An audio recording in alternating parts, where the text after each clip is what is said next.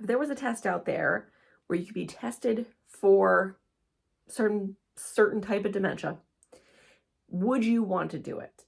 Now, mind you, this would be a genetic test. So you wouldn't have necessarily this dementia yet. This gene wouldn't have expressed itself yet, maybe.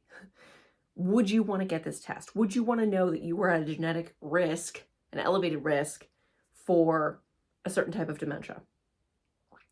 This was a question I was kind of faced with in the past couple of weeks when I got a message on Instagram from a company doing genetic testing. Now, specifically, they were doing genetic testing for frontotemporal dementias. But it just got me thinking in general, is this something that we really want people to have access to? The challenge is dementia, for the most part, is not preventable or fixable, curable.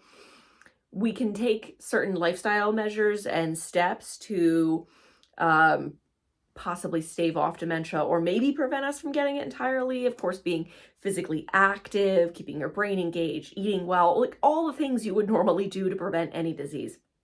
But if there was nothing you can do, genetically speaking, which you kind of can't, would you want to know that you were at elevated risk?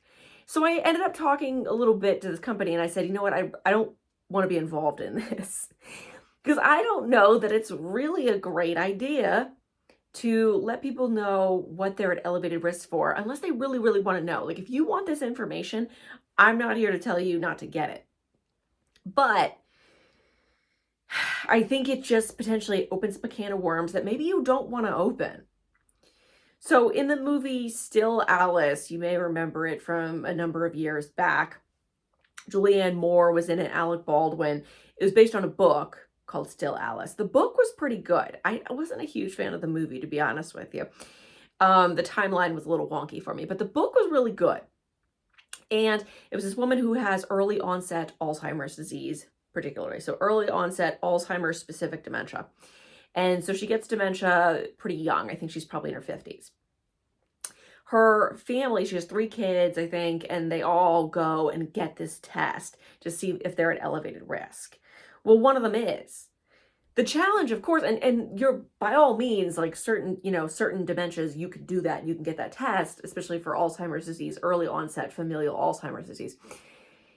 The problem being, of course, that this young woman may not actually end up getting Alzheimer's disease. So the gene may not express itself. She may not end up with Alzheimer's.